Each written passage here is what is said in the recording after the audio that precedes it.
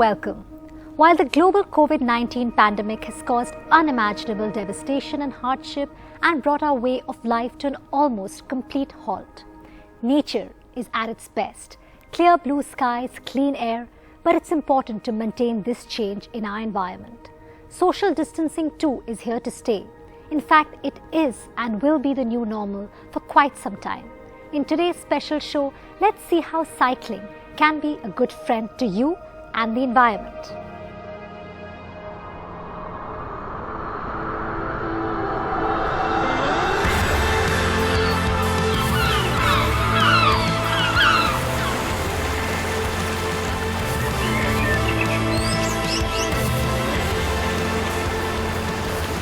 As we get back to work, let's take a minute to pause and reflect.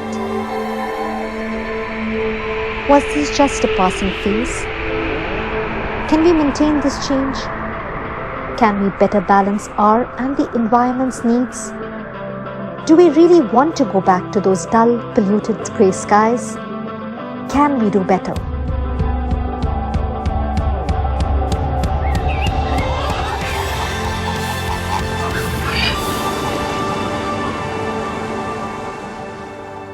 We have seen how the air has cleaned up and nature recovered at great speed during the current health crisis lockdown over the last months.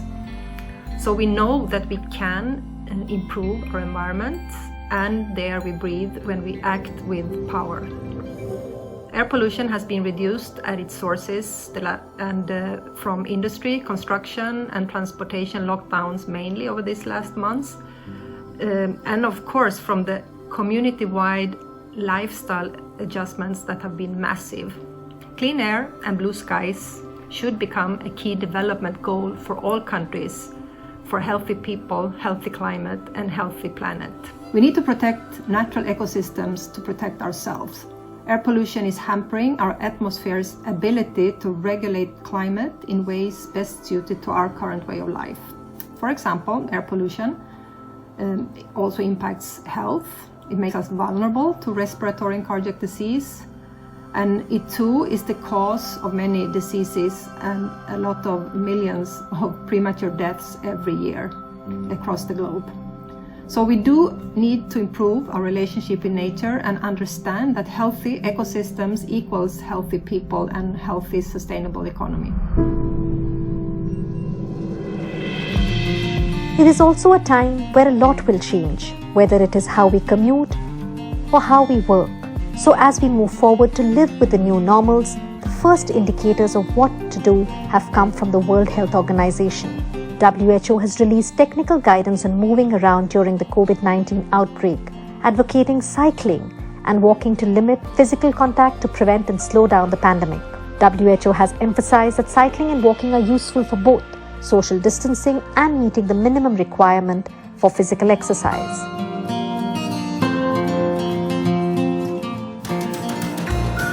Countries around the world are freeing space in the hope of encouraging cyclists and pedestrians. This will help social distancing and reduce pollution. Paris is rolling 650 kilometers of cycleways, including a number of pop-up Corona cycleways. Milan is introducing temporary experimental cycle lanes on some of the main routes into the center of the city. Berlin has created new cycle routes in some cases by stopping car traffic. Brussels says it will declare the inner city center a pedestrian and cyclist priority zone. In Bogota, an additional 76 kilometers of cycle lanes have been created to help social distancing, taking the city's cycle network over 600 kilometers. And there has been a huge increase in the number of cyclists in post-COVID Chinese cities as well.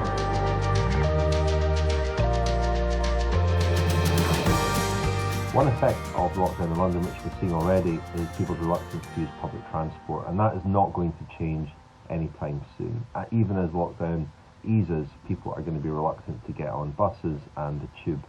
And now as COVID-19 continues to keep people largely confined to their homes and reluctant to use public transport, the government has promised to invest in cycling infrastructure. They've promised £2 billion and also to put cycling and walking at the heart of Britain's post-coronavirus transportation plan. There is a question about whether that is all new money And there is also a question about what kind of infrastructure they will build, whether it's superficial bike lanes painted on roads or actual bike lanes segregated from the roads. There's a crucial difference, and very important that proper high-quality infrastructure for cycling is built. Like other countries, India too will need to think over and change the way how people travel by shifting towards a safer and sustainable form of mobility, walking and cycling. The transition towards a non-motorized form of transport will allow people to avoid overcrowded transit modes. But the biggest hurdle in making the non-motorized forms of transport popular in the country is the lack of necessary infrastructure.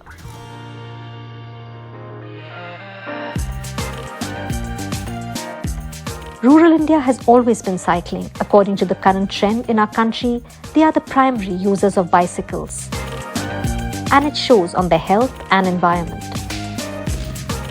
The bicycle is arguably the most versatile vehicle out there. Flexible, cheap, low carbon and healthy.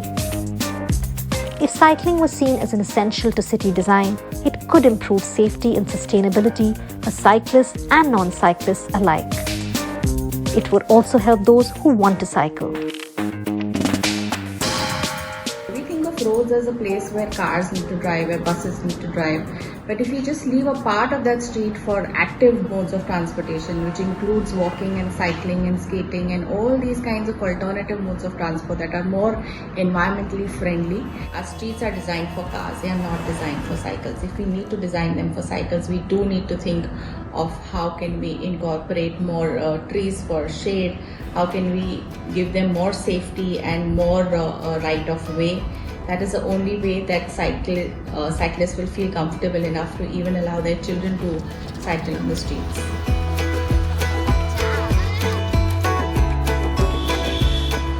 A culture of cycling and urban planning that welcome bicycle users is also essential. Hence, the non-profit BYCS launched its Bicycle Mayors scheme, aiming to connect cyclists, city councils and urban planners in major cities around the world. India has 6 cycling mayors as well. We decided long ago to implement policy and invest money to stimulate and support cycling. One could say that cycling is, for all intents and purposes, the default mode of transportation in the city. This has paid off massively in terms of health, wellness, economic gain, efficiency, and productivity. It becomes clearer and clearer that every euro invested in improving conditions for cyclists pays off many times over. So this has created a positive feedback loop, resulting in increasing investments and more favorable cycling policy. Well, in the center of Amsterdam, people already get around by bicycle. 67% of all trips are by bicycle.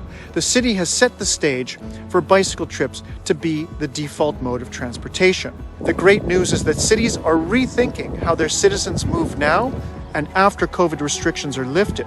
Huge countries, small countries, everyone like India have a once-in-a-generation opportunity to make cities better for everyone by prioritizing cycling as the default mobility mode.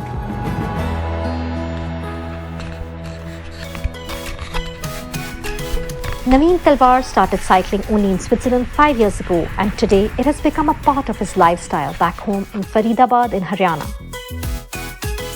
And I found my suppliers' friends really riding out, and they were going to work, they were going to shops, they were going everywhere virtually on cycles. Over there, the infrastructure has been such that it's really cycle friendly. You have places where you can go and ride, dedicated cycling lanes. Even in the offices, when people go, companies encourage them to come on cycles. They call it work to cycle programs. They have shower facilities so that employees can come and take shower. So in fact, I also volunteered for that. I told my supplier friends, can you get me a cycle? And I like to come there on cycle, which I did. So for about a week or so, I used to commute there every day on a cycle, which was really good experience for me. That's how I started. I brought that hobby, or I would say passion, back home. However, cycling is not just for fitness for me. It's for the mind. It gives me amazing mental peace. It's almost like meditation. I used to have very high cholesterol. I used to take sometimes even cholesterol medicines. but now it's all gone. It's been more than since last 4 years I haven't taken anything.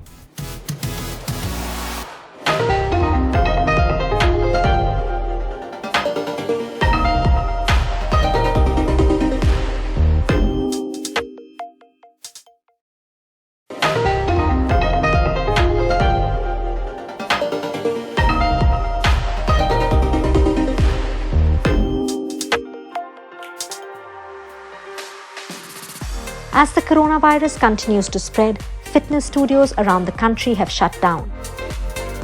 Chalo guys, 160 watt, 160 watt. But there are safer options like virtual classes, running and cycling. Keep riding. Chal 5 minutes more.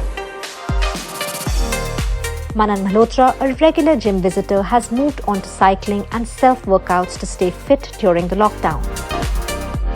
Cycling helps you to maintain a fit posture as well as tone your muscles, upper body and lower body. At the same time, you keep social distance and it doesn't require anything, just you and your bicycle.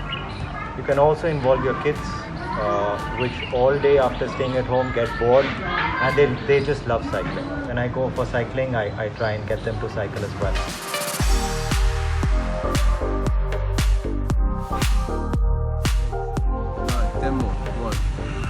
Many of our country's top athletes like cricketer Suresh Raina, who has been cycling for many years now, say it is a great way to exercise. When we go to Amsterdam, we do a lot of cycling. We do go to play zone with my daughter. We do go to grocery. And I think you don't need a fuel. As long as you have a cycle on you, then you can really do fitness. And I think we really need to have the cycle culture in India, because we do have a lot of population in India. I think we really need to improve the infrastructure to how we can really get it. I think bicycle can give you a lot of fitness goal, and I've done that in last 5-6 years in Amsterdam. Boxer Vijinder Singh too thinks it's an excellent way to stay fit. I love cycling, and during lockdown I'll put mask and go for cycling because nobody knows, who's riding cycle. Cycling is a great exercise and you should do it.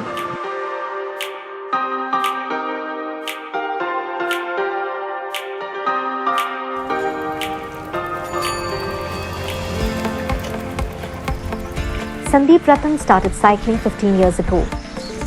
The reason? He didn't have a lot of workout options in Shimla and he couldn't run because of his knee problems. My jogging was not helping me out because it started giving me pain in my knee.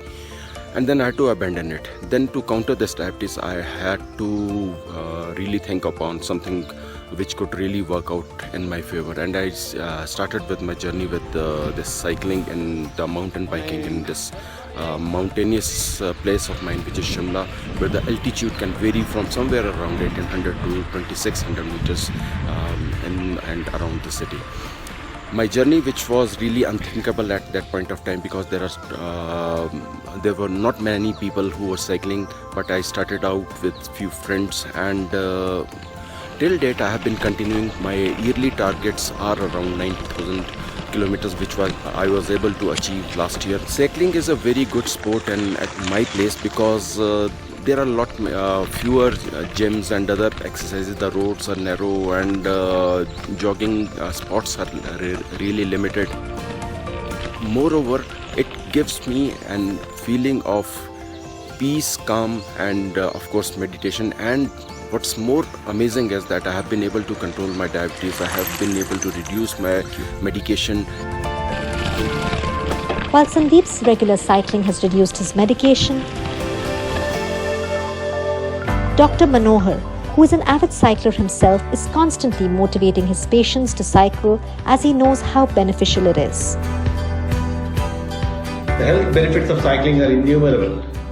It improves cardiovascular fitness, it improves our muscle strength and joint mobility, improves flexibility, strengthens our bones, it improves our posture. Suddenly you see people who are exercising sit and stand much better than anyone else.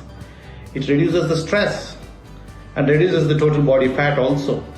More importantly, it improves our environment.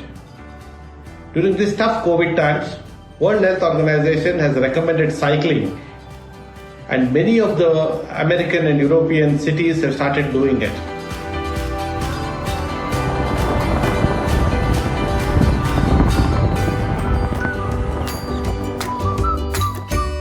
Mona joined the Delhi team cyclists in 2013.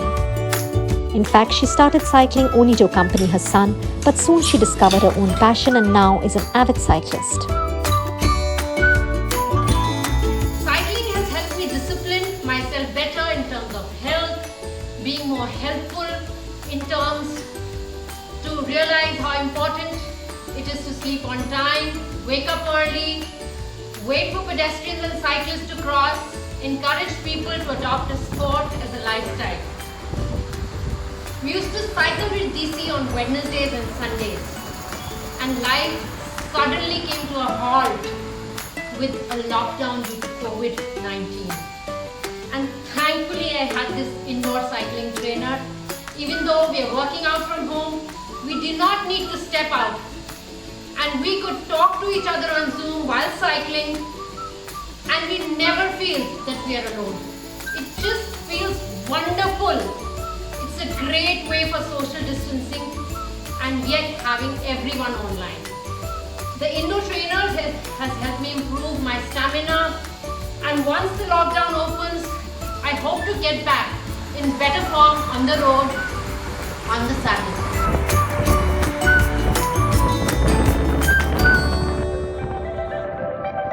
It's a known fact that exercise allows a better blood circulation, and it is one of the best ways to strengthen the immune system. A strong immune system is critical to prevent and fight against COVID-19.